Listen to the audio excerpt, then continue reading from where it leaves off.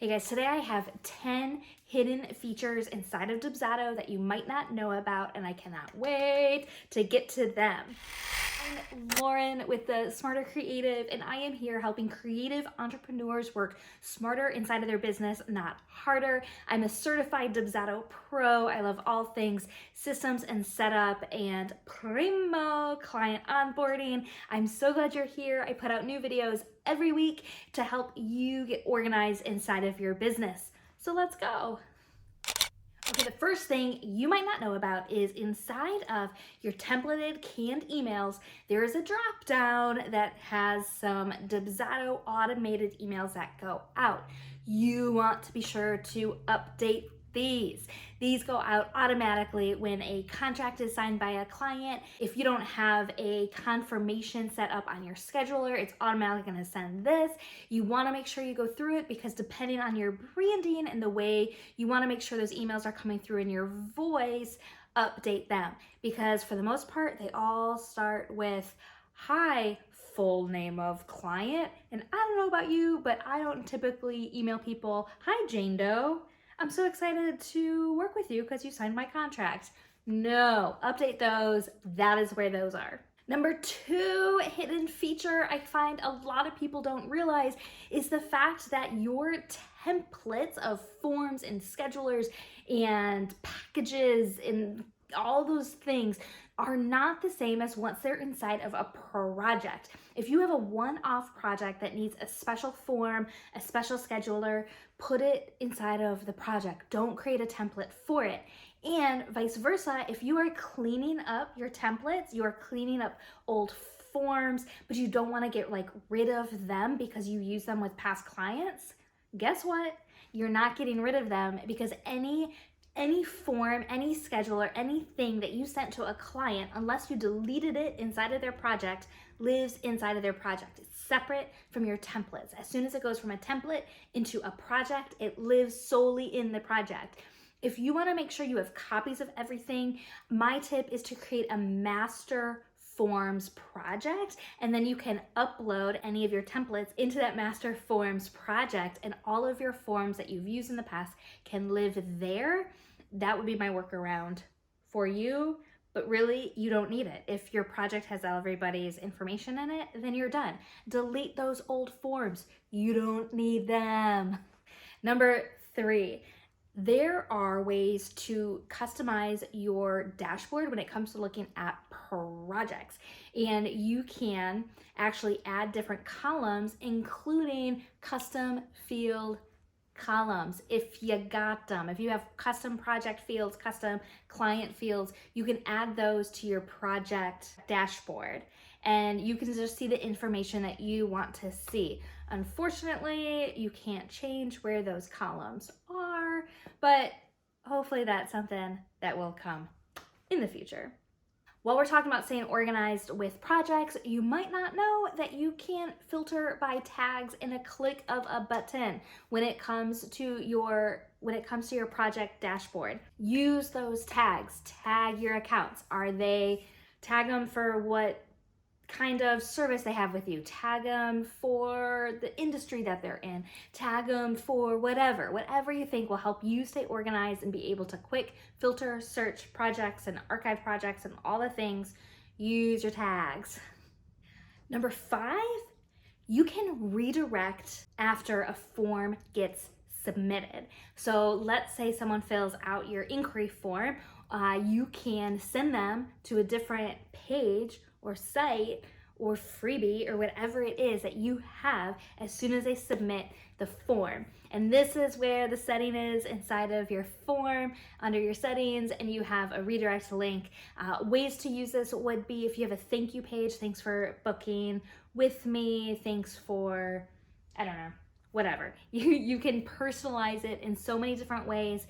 If you have a course, like, hey, now that you're booked with me, go ahead and check out this free video I have for you. I don't know. There's all kinds of ways to use it, and it's a feature that you might not know about. Number 6, I use this feature all the time. Shh. when you go to draft an email to send to a client, you have the ability inside of Dubsado to send later, and you can send tomorrow at 9 a.m., a little bit later, or whatever. This is great if you are a nighttime worker, but you don't really want your clients to know you're working at night, but you want to make sure that email goes out. Send it next morning, and you just click of a button, hit send, 9 a.m., and you're good to go.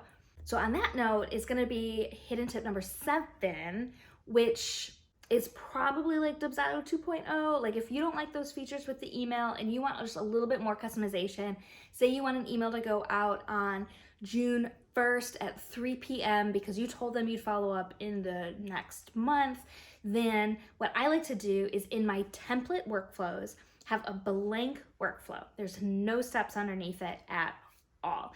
And then I go into the project and I apply that blank workflow into the project, and I can add steps in that workflow. And I like to have it there, so then if it's like, especially for like specific time emails or scheduler requests that are just one-off, that I want it to be sent at a very specific time, that's where I do it. All right, the next 2 are settings to make sure you update. Number 1 is you have a setting that you can actually see when your clients and leads read your emails. How cool is that?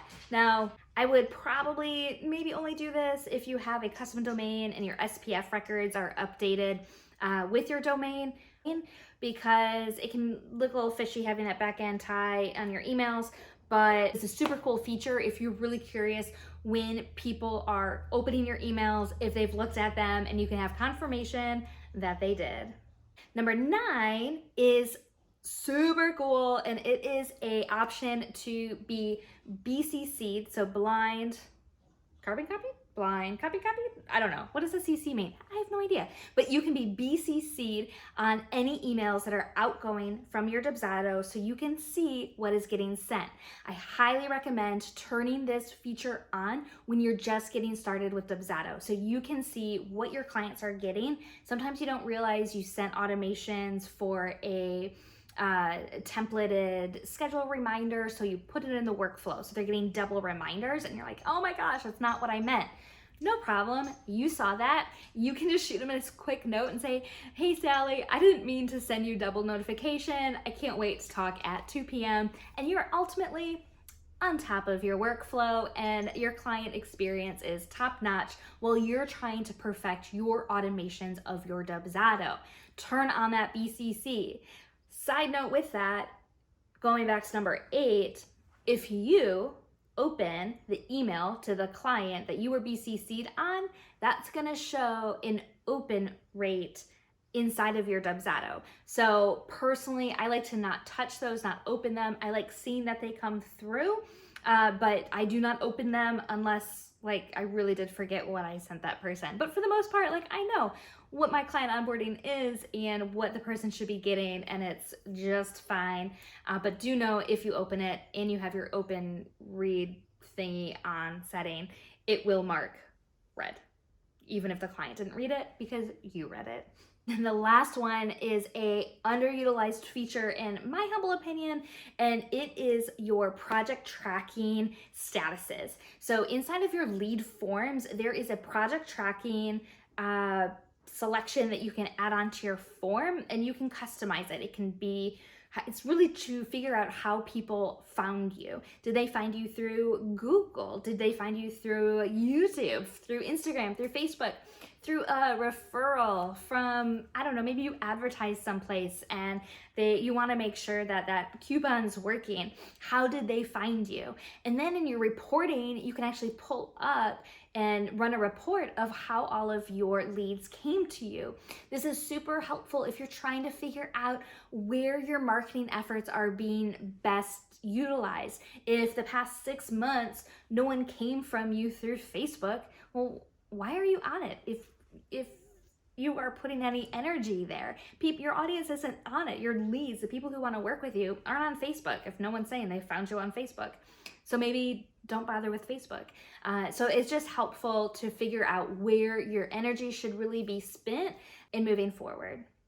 So I hope those were super helpful for you. I hope my hand gestures weren't too over the top for you. Again, I'm Lauren, a Dubsado Pro. I am here to help you in the back end of your Dubsado. If you need help inside of your Dubsado, I have a free schedule a call link below. I'd love to chat with you. I offer 90-minute strategy calls. I do VIP days for small setups, and I do full Dubsado builds if you just need someone to come in and work the magic inside of your Dubsado. I am so glad you're here. If there's anything that you would like to see a video on, drop it in the comments below. I love to hear from you. If you aren't yet, be sure you are subscribed to my channel, turn on your notifications.